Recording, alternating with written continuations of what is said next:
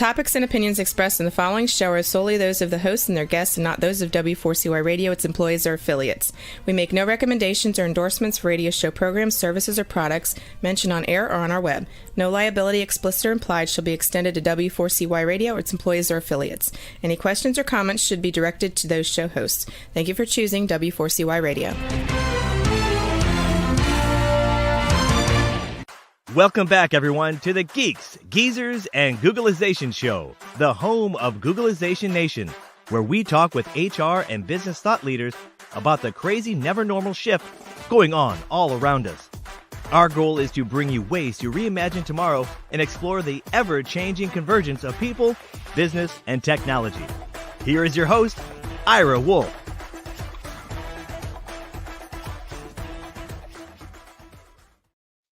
Welcome back, everyone, to the Geeks, Geezers, and Googleization Show. Thank you for being part of Googleization Nation. I'm Ira Wolfe. If you think this is just another podcast, think again. This is the voice of the most important conversations we can have on the future of work confronting business leaders and people today. My goal is to bring you new ways to reimagine tomorrow and explore the ever-changing convergence of business, technology, and people. In other words, help you make sense of this never normal, messy, weird, unfamiliar, and fascinating world that we seem to be careening toward. On today's episode, I'm diving into a question that's been bugging me for most of my adult life. Why is it so hard for us, including myself, to make a change when the result of continuing to do whatever it is we're doing is not working?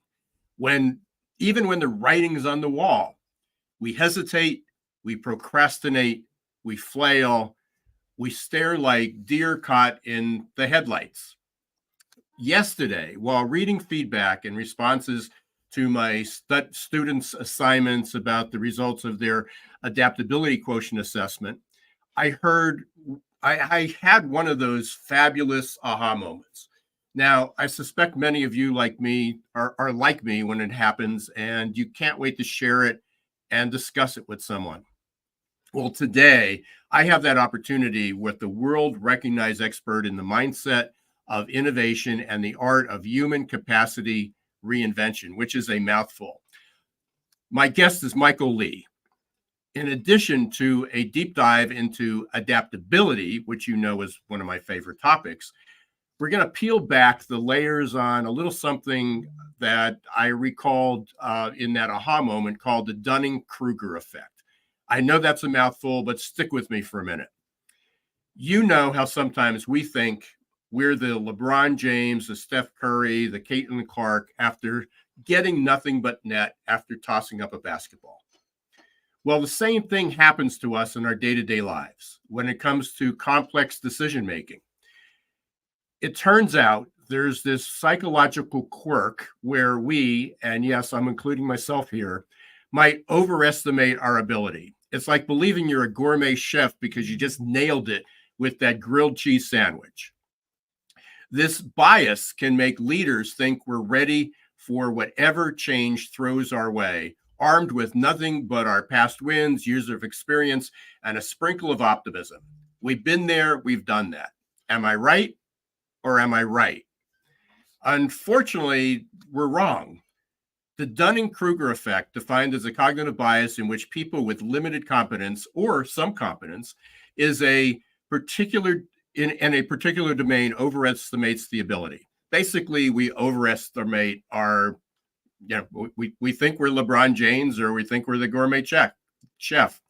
It's like wearing blinders, making us obvious to the complexity of new challenges and the need for fresh perspective. So why does this matter?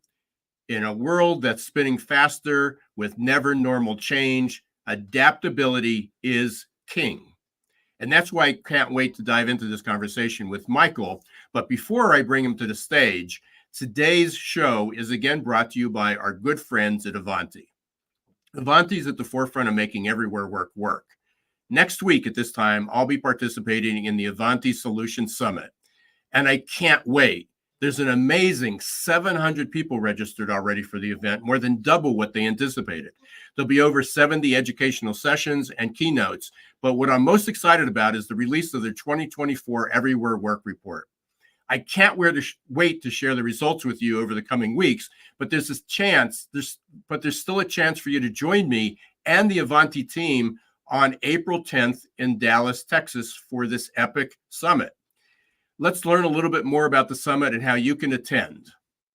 Avanti Solutions Summit 2024 is just around the corner. Join us in April to shape the future of work together with Avanti. Learn more about this exciting event and register on the Geeks, Geezers, and Googleization website. Use code SMIndustryPartners. As you heard, you can learn more at geeksgeezers.and or by visiting avanti.com, or just message me and I'll be happy to send you the link. Now it's time to dig into a little future shock and awe with Michael Lee.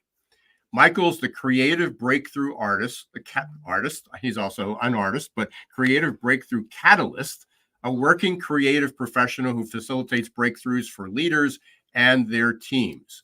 As I mentioned earlier, he's a world-recognized expert in the mindset of innovation and the art of human capacity reinvention. He's internationally certified as a master of creativity and innovation coaching, a master NLP practitioner. That's a mouthful. He's certified in 6 other coaching disciplines and is one of only 3 Africans accredited as an Adaptability Quotient AQAI professional practitioner, which is how I met Michael. He's a 2-time TEDx speaker, writes a regular column on creativity for Mail and Guardian, does a monthly slot on Radio 702, is an advisory board member on World Creativity and Innovation, an EXCO member of the creative community, and get this, his TV productions have won 5 South African Film and TV Awards. He's directed documentaries and reality shows in the US, Europe, and numerous African countries. Let's give Michael Lee a warm Googleization Nation welcome.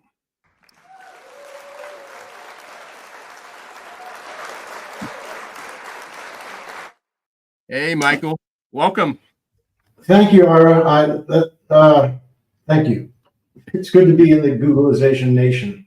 Yeah, and it's a pleasure. Thanks for joining me. And I was sort of a last-minute reach out to our community the other day, and you know, it's one of those things. Sometimes you just get to somebody from the immediate responses and a quick search of your website that we were going to have some strong connections. So you got a long list of accomplishments, and hopefully we'll dig into some of those. But let's talk about how did you get, you obviously have this fascination with creativity, innovation, and now adaptability. Talk about a little bit of your journey, because obviously you have a background in writing and production and creativity. Yeah, I actually, as you can hear from my accent, I'm from the US, but about in my early 20s, I decided to become one of those Americans in Prague. If you remember that weird period right after the wall came down and everybody ran to Eastern Europe, Central Europe to be creative. So I was involved with a literary magazine there, wrote a couple of novels, which I actually lost. And that's another story. But eventually made my way to New York, where I learned, started in Prague and in New York, learned how to make TV and ended up in TV and film, and ended up in South Africa through a long series of events that would take longer than we have on the podcast. But, after working in film and TV here for a long time, I actually got hired to start a film school in Johannesburg, South Africa. And as part of the development of the school, we wanted to create a creativity curriculum that was separate from, being a director or an editor or whatever, but actually looking at creativity as a science, separately. And what ended up happening was that I ended up going to Nigeria to do a reality show. So we were teaching the class using just The Artist's Way by Julia Cameron and the kind of classic creativity books. While I was gone, somebody else came in and didn't do that. And then when I came back, they didn't have the books. So I had to start teaching without the books and started developing a curriculum which started to understand how creativity works and basically looked at the gaps in what people were doing to help people be more creative, and also the complication of it, and try to find a way that was much more succinct and focused and easier to operate with. So that was about 12 years ago that started, and more recently, the last few years, just before COVID, started doing that in the real world outside of the school. So that's the really short version of the journey to becoming an African American in Johannesburg, who focuses on helping organizations and people be more creative and more adaptable through the AQ stuff and more innovative. Yeah. So all of that led you to the AQ. Now, to me is I think everybody in the world should be, understanding AQ and adaptability, like you. I mean, and especially in these times.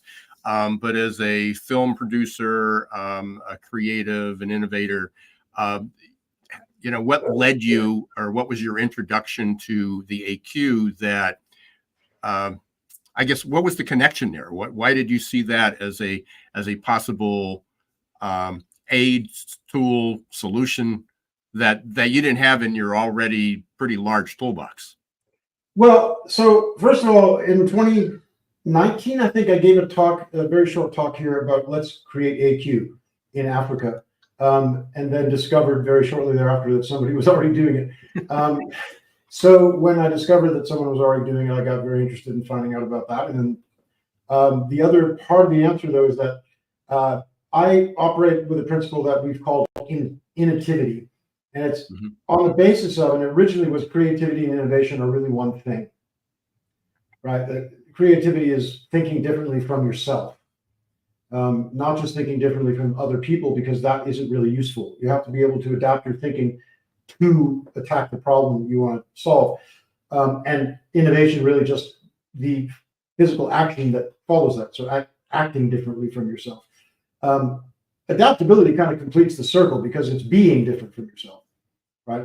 So it starts with adaptability, being different from who you are, right? Naturally, being able to change who you are. And then that gives you thinking differently, and then that gives you acting. And once you innovate, you have to adapt to the innovation. So it's just a cycle that done correctly is really positive, and everything but done incorrectly is very damaging.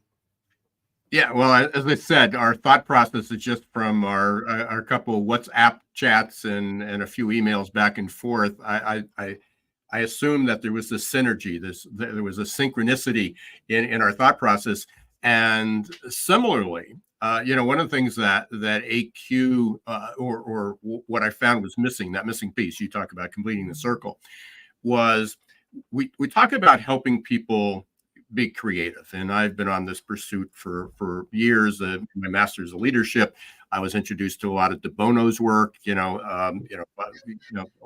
in creativity. So I was looking ways to kind of think outside the box. And obviously, a creative says, "What box?" Who said there was a box? But we didn't teach people how to get there, because in order to be more creative, you have to take chances. You're going to make mistakes. There's no such thing as a stupid idea, but there are ideas that don't work, and that seems to be the hang up with most people. That I'm teaching this class and I bring it up all the time, but I'm learning. Hopefully, they're learning as much from me as I am from them, because they're giving these responses. But here's 22 young students. Well, obviously they are young, but 18 to, let's say, 21, 22 years old, taking an innovation and entrepreneurship class. And even 2/3 of the way into the semester, as of yesterday, one of their biggest fears is to ask a dumb question in class. And that fear factor is there. And what I keep emphasizing with them, and I've introduced them to the adaptability quotient and so forth, but I keep talking about, it's about mindset. It's about developing that growth mindset to not be afraid to take the risk. That if I ask a dumb question, if I ask a question that the other 21 people in the room assume is stupid and not worthy, then you ask yourself, why? Are they wrong? Are they just stuck in their fixed mind, in their mindset, and they don't see the opportunity? Or is it really a dumb question, but it's a learning opportunity? It's not the question itself has no context. it either is a good question, it's going to stimulate thought, or it's going to take you down another road. So I love the fact that you said this is going to complete the circle, or it's a third, it's a third leg on a three-legged stool, or whatever we do. But I don't know how we teach people to be more creative, more innovative, to grow, to thrive. I mean, we throw out all leaders seem to throw out all this word salad of expectations and goals and things that people need to change, but we don't give them the tool to get them through that hurdle. It's like just giving somebody a new tool. You could give me a basketball and ask me to throw it from center court all day long. It's with all the practice in the world, I'm probably not going to be as good as the top people. And I don't care. I'm 5'8" and I have got no lift, and I'll never dunk a basketball. But you can teach me the fundamentals, how to do that. Doesn't mean I wouldn't try, but it's not going to be easy. And that's the part that people give up on. The difference between the basketball example and, creativity or adaptability is that all of us are born equally adaptable, right? You're 5'8", I'm basically 5'8"-ish, 5'9" maybe. I can't jump. I definitely will never dunk a basketball, except on those kiddie courts, But and no matter how much, but we could learn to shoot better and, make a 3-point shot and that kind of stuff. But we are all born adaptable because that's the whole point. That's how we learn, right? So we all have infinite adaptability because when we're born, we're nothing, right? There's the whole nature-nurture dialogue, but the bottom line is anybody who's had a baby knows that there's not a whole lot of person in the baby yet compared to the person we are now, right? And we've created ourselves, Ira, yourself and myself, we've created who we are over, unfortunately for me at least, many years. And we get very determined to stick with that, right? Because we've invested a lot in it. So not only do people become more firmly entrenched in who they are, meaning less adaptable because they don't want to adapt, because they want to be who they are. They've invested a lot in it, right? But also, because of the lack of practice and adaptability, they become less adaptable on top of that. So both the willingness or the mindset and the ability are compromised, right? But we could be as adaptable as a 2-year-old child if we want to and we practice it. That's the difference between the basketball example. But the similarity in the basketball example is we don't practice it and we don't want to, right?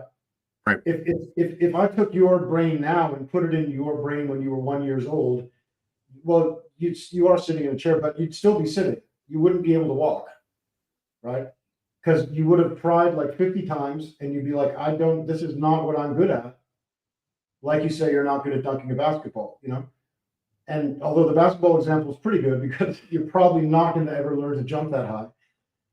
It's just physically impossible. But there's also a mindset thing there. Like maybe you could learn to jump that high, Maybe, but Yeah, it's not worth it because it's not who you are. You're a 5'8" guy, right? Yeah, I mean, we had it's about a year ago. We had Stephen Kotler on, and he's the father. He's the father of flow, and he actually had just released his book Nar Country at that point, and we talked a little bit about that. And here's a guy in his mid to late 50s doing some pretty extreme sports, what we would consider almost reckless.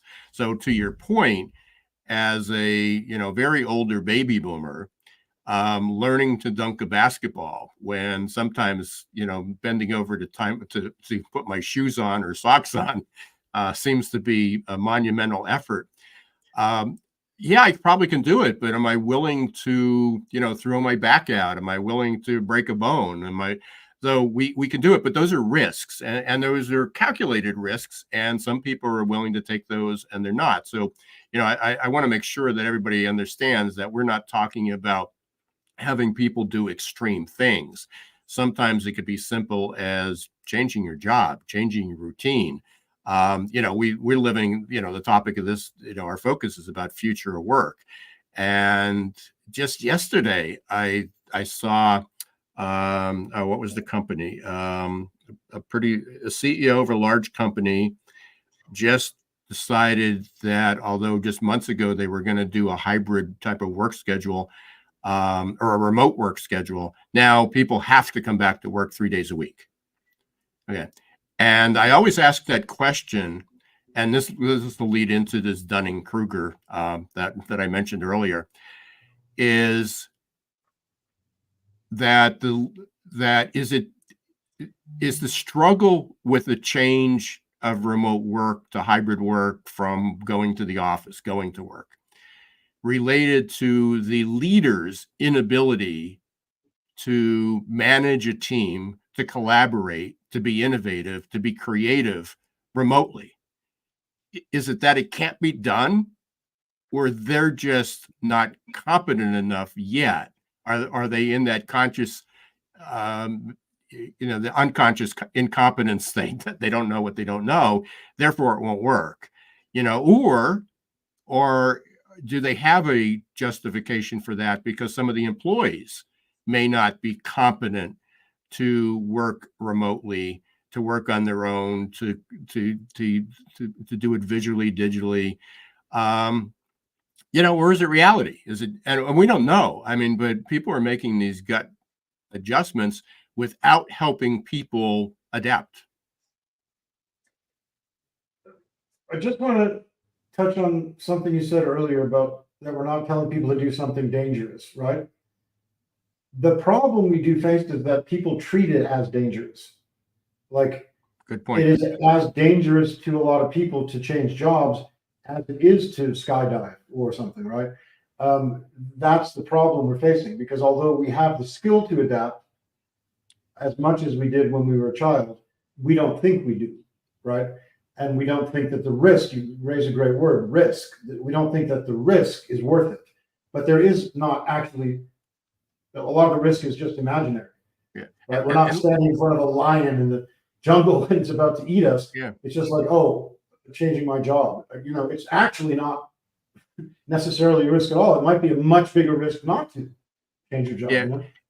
And you bring up such a good point. And again, all my dots are connecting in my head if people can't see that. But, one of the things is, and this just connected with me in the last 2 days as well, when the Dunning-Kruger effect came up.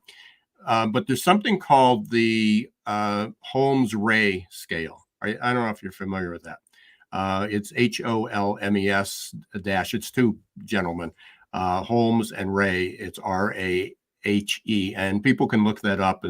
And what they identified is, I can't remember the number of stressful activities in life, but they identified let's say 100 stress-inducing events in life that really challenge people. And it goes from getting a traffic ticket at one end. And I remember some of the numbers that were assigned to it. And out of a scale of 1 to 100, that's an 11. All right. So it's pretty low on the scale. Versus the death of a spouse, which is at 100, at the high end. Okay. So these are really stressful life events that disrupt people. The reason that I'm bringing up is that you triggered that moment in my head was with changing a job. Changing a job's 37. I think 37, 38 on the scale. So still down there, not as great as marriage, retirement, birth of a child. Okay.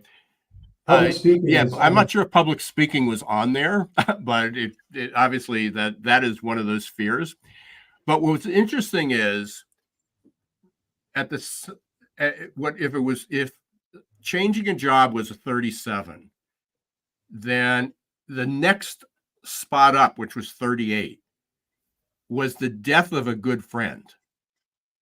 So when you think about the stress that's induced from the death of a close friend, and you have that same level of anxiety, stress, grief of changing a job. That's enormous. I mean, forget all those other things, those big events. But people say, well, what's so hard? You apply for the job, you had an interview. And I always say it's the fear of rejection, because what if I apply and I don't get it? I have to go through interviews, and they're always stressful, especially if you get interviewed by a manager who can't interview, and you're so there's all these stress points. So why would I want to do that? I mean, I got my paycheck. I got remote teen. I drive by the Starbucks I drive through every morning. I've got this commute, or I've got this routine at home. Why would I want to change that? Even if I hate my boss, I hate my job, I hate what I do, and I'm unhappy. Yeah, and of course, adaptability, as you know, as an AQ professional, highly adaptable people are 50% more mentally healthy, right? And burnout is 50% lower. It's like a massive shift in their health, as brain health and mental health, and even physical health. But also, what you point out is one of the things that's really shocked me when I learned this is that it is more stressful, or at least equally stressful, to worry about losing your job as it is to lose your job. Interesting. Right. So people are actually more worried about having to adapt than when they have to actually adapt and they're forced to. Okay. It's a lot less stressful to actually have to adapt than to think about having to adapt. Yeah, which brings up, and there are so many people, because all you read about and hear about, which is legit to some extent, about AI, that robots. Just last week we talked with Daniel Levine, the #1 world trend spotter. So his focus is just on what trends are, and we talked about that, and that is one of the #1 trends that they spot. That they're unquestionably there's going to be more robotics, more AI, more automation. It's not necessarily going to eliminate. It's going to eliminate the job as we know it, and I think that's the clause that people don't put on. Is AI, automation, robotics, technology going to eliminate jobs? Yes, but it's not going to eliminate all jobs. It's going to change jobs. So part of what I found fascinating with the AQ was, here's a model, here's a framework that's been researched and tested and validated that can provide a roadmap to help people move forward, to find new opportunities that may even be better. And along with that, if you're not stressing about losing your job because you have new skills and new opportunities and a fresher outlook, then your well-being and your mental health is improved. But we can't get, it seems that we're struggling to get people to that point. Yeah, I mean, first of all, it's one of those, we're talking future work, so this is the perfect conversation, and we're supposed to talk about future shock at some point. And in that book, as well as many other places, we notice that every time there's a major technological shift, which we call an industrial revolution, right? Every one of those caused not only major job losses, but major job creation. Every one of them caused people to panic and worry that it was going to be a catastrophe for human beings. And every time it was wrong, right? The World Economic Forum has put out statistics repeatedly, and I'm not going to quote them exactly because they keep changing, but the number of jobs created by the fourth and fifth industrial revolution is 2 to 3 times more than the number of jobs lost. It is just a shift and if you look at, I don't know, I saw a clip recently of different American presidents starting from, I think, the first George Bush until even Trump. Every single one of them was talking about the need to retrain and reskill workers. It's simply like people don't want to change, then they want to stick with what they have. Then this is not the time to be alive for that, because Future Shock, right, raised the whole point that technology was speeding up so fast that we had to learn to adapt. For the first time in human history, adaptability was going to become more important than any other skill. Up until that time, the most important skill was being able to replicate past success by doing what people did before.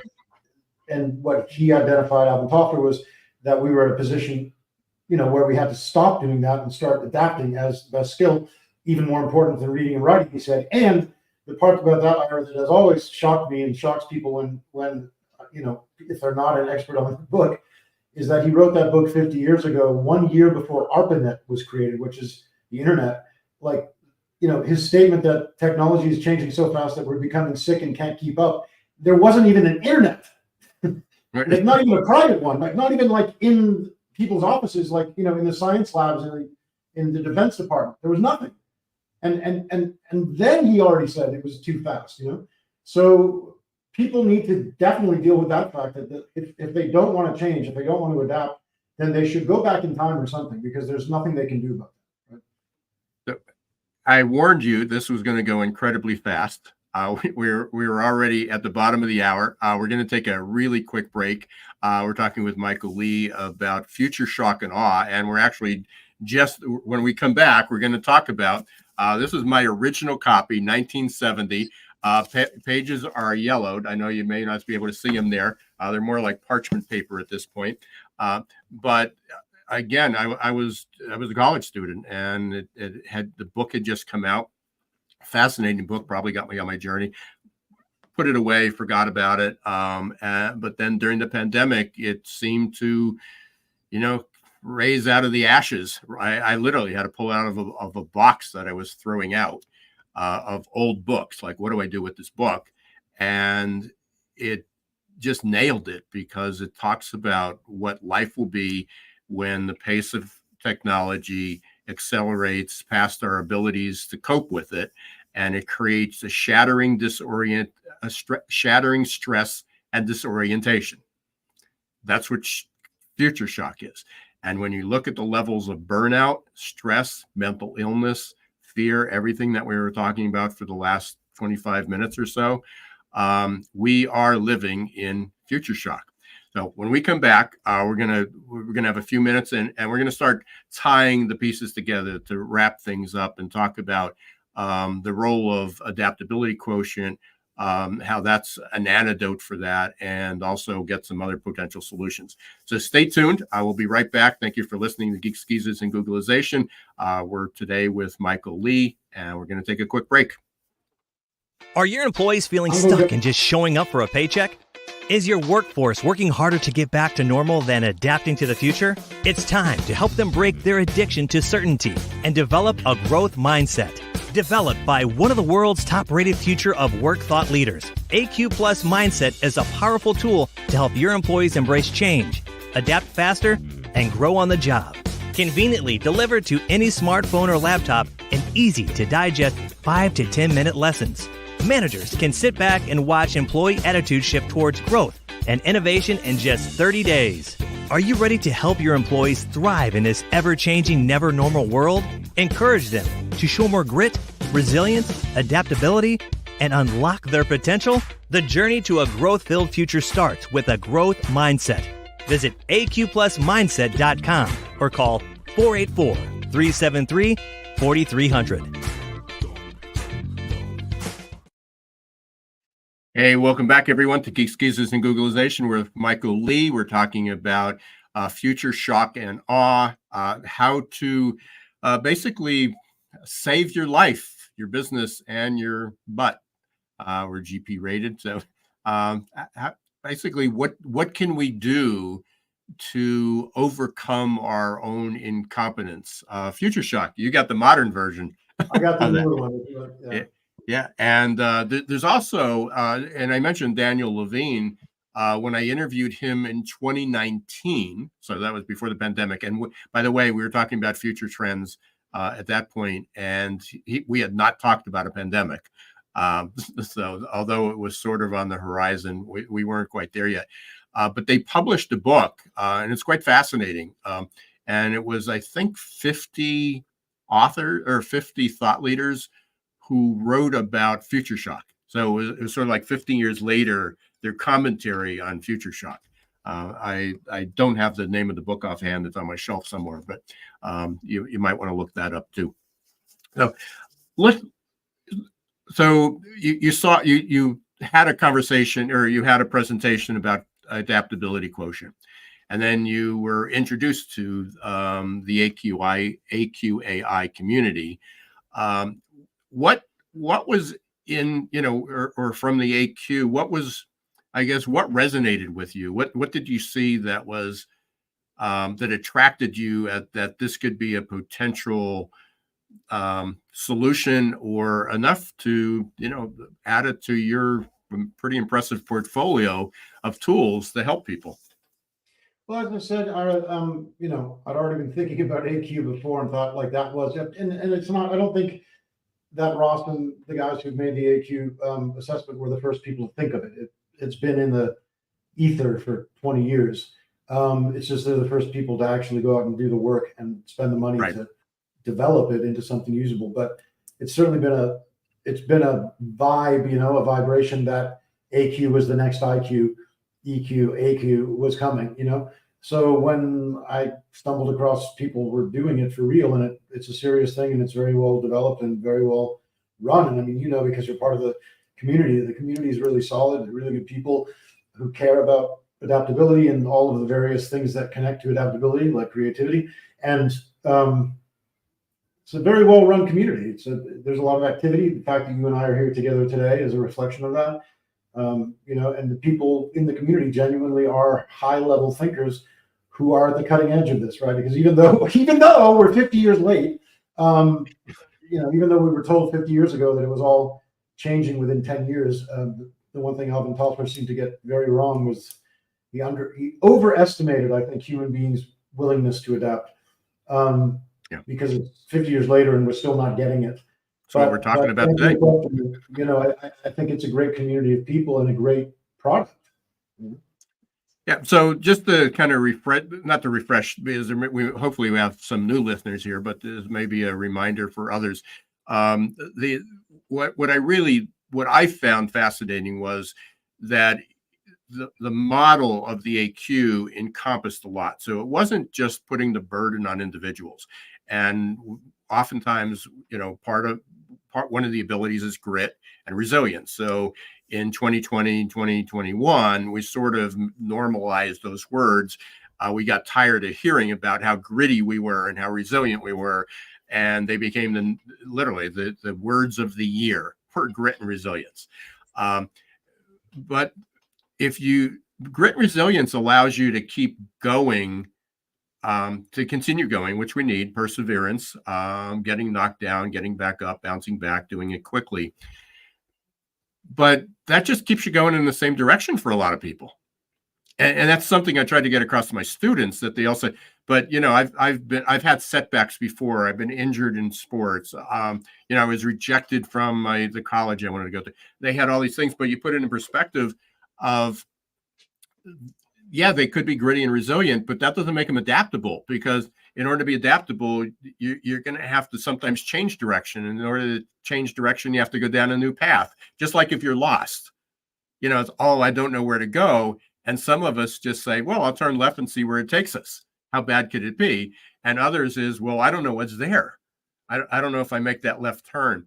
So, we talk about what I liked about it, they put the model together with grit, resilience, growth mindset, mental flexibility, and the ability to unlearn, to undo those pathways. But it also looked at environment. I mean, it looked at that, I was for 28 years, my business was focused on helping companies hire the right people. And it caught me soon. It was, sometimes we help people hire right people, but they're the wrong people for that culture, the wrong people for that management. And oftentimes the environment's not ready to change or doesn't allow people to adapt. So what I loved about the ACE model and the AQ was it said, okay, management has some responsibility in this, in giving the support, creating the environment, creating the practices to help create an innovative, adaptive environment. And so do individuals, from leaders down the front line, of building their abilities. And then, but also sometimes our personalities get in the way. An introvert says, but I don't like working, I need to work at home. I love working at home, going back to our remote work stories. Extroverts love that connectivity. They need to be with people, and they may not get it through a screen. Introverts were absolutely thrilled that they had their heyday, that they didn't have to go into the office and they can have their private time. Okay, I'm trying to detect the direction to go from there. Can you give me a question or like a So, yeah, I just wanted to lay out that model of where we are. So we talk about personal abilities, we talk about environment, we talk about character. That's the ACE is abilities, character, and environment. But we talk about that. That's what attracted me is that it looked at it holistically. It looked at adaptability holistically, and it wasn't that kind of the one-shot wonders of, let's find a speaker to come into our company and talk about being more gritty. And that will help them be more adaptable. I think what I'm hearing there that I can maybe contribute to is the three areas you're talking about, right? Is personality, or things which you choose to be, essentially. Then there's skills, which are things you need to learn, So the skill of being gritty, you kind of have to learn it in a way. You have to practice it. Mindset, these are things you have to practice. Whereas then the character skills are that. The ability skills are more around things that you learn, right? So I'm actually mixing it up. So mindset and stuff is more around the abilities and stuff that they talk about, right? And the character stuff is more around the issues of being an extrovert, like you said, or an introvert, looking at things in the big picture and the details. Are you hopeful? Right. Yeah. That you're hopeful and or skeptical. These are things that are more character traits, and those can be changed immediately, right? You can actually literally be an extrovert immediately as an introvert if you want to, but we're convinced that we can't. And that, for me, what's interesting there is that there are three different ways to approach change when we're talking about future of work. One way is to work on people's skills, give them better skills, teach them to be more gritty, teach them to have a better mindset.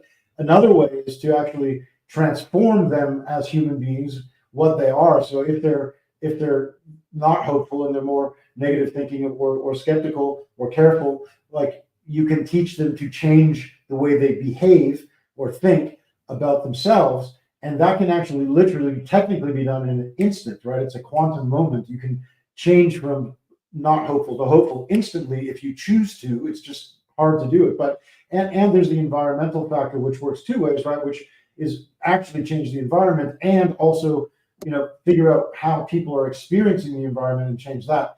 But that was exciting. So I feel like I'm in a theme park. I'm good. So the point I'm making, Ace, is that for me, my main focus as a trainer and speaker and stuff is around mainly not around the skills as much as it's around the personality trait area. Because going back to the beginning of our talk, and I'll try to loop this around so we're wrapping in where we began, but what keeps us from being adaptable is not primarily our skills of adaptability, it's primarily our personality, right? Because the very thing of who we are is a refusal to be adaptable in most people.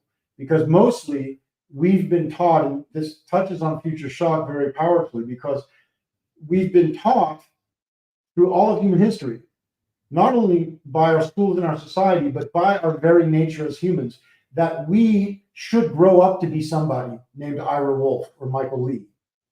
And when we've done that, we can describe ourselves and say, this is how we are. I am this way and that way. I like certain things. I don't like certain things. This kind of people, I get along with, that kind of people I don't. And in those descriptions, we paralyze ourselves into, an almost addictive state of, this is who I am. Well, we talk about that. We're addicted to certainty. Yeah. Completely addicted to, not only to certainty, but addicted to ourselves, right? Mm-hmm. Our description of who we are. And that is the enemy of adaptability. So what we need to do in the future of work and in the future of life is learn to actually be able to go, well, today Michael is going to choose to be, cautious, because the problem I'm dealing with today requires caution. But yesterday I needed to be, reckless and have reckless abandon because that problem required that, right? And that is adaptability. Yeah, I love that explanation, and I always hate this part of the show because it's like we sort of just like, okay, now we're into something, let's pursue it. So I hope you'll come back. We're talking about having more people from the AQ community and continuing this conversation. So I'm looking forward to that. We've got to wrap up things here. One of the I mentioned earlier, one of the favorite parts of the show is this lightning round, and I'll ask you to keep your answers pretty quick. They get to know who Michael Lee is. So number one is when you need to kind of chill or meditate or relax or just get out of or become creative. Who's your go-to band or type of music that you go to? If what you're talking about there, the most useful way to be creative with sound is white noise. So to answer that question, not a band. Nature or literal white noise like a cafe sound. But if I really want to just I'm like a 70s rock, 80s rock guy, just to get myself psyched up. It's very old stuff. But really, like, to answer your question properly, it's white noise. Okay. So who's the band that you go to when you want to rock?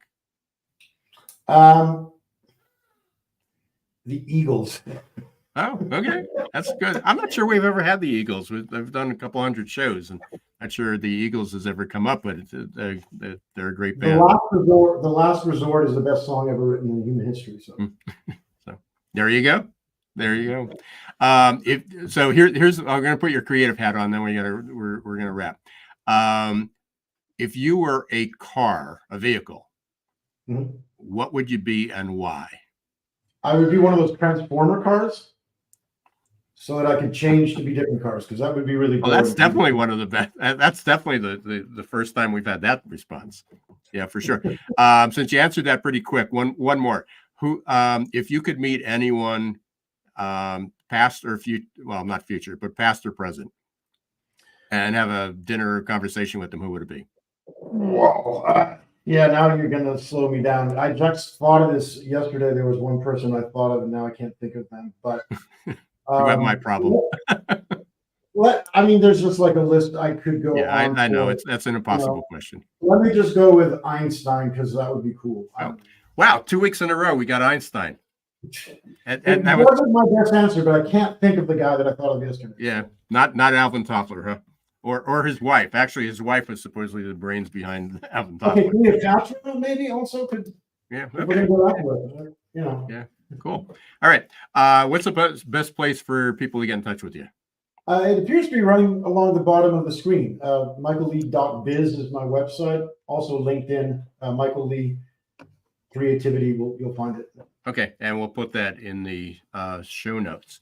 Hey, I want to thank everyone for watching today. Again, thank you for watching or listening, however you're doing it, to Geeks, Geezers, Googlization, for being part of Googlization Nation. If you're not a member of Googlization Nation yet, please go to googlizationnation.com. Thank you to Avanti for being our sponsor once again. And remember that if you're not registered yet for the Avanti Solutions Summit in Grapevine, Texas, the week of April 8th, or actually April 10th to the 12th, please do so. You can check them out. And please watch for the release of the Everywhere Work report, which will be released during that event. And I'll certainly be reporting on that pretty regularly next week. So watch for my post. And also you'll be hearing about that on future podcasts. Thank you again, Michael. Thanks for joining us. I'm sure we'll be talking again. And until next week, don't let the shift hit your plans. Thanks for watching Geeks, Geezers, and Googlization. Be sure to listen to the podcast and follow us on YouTube. This show was produced and edited by Hilton Productions.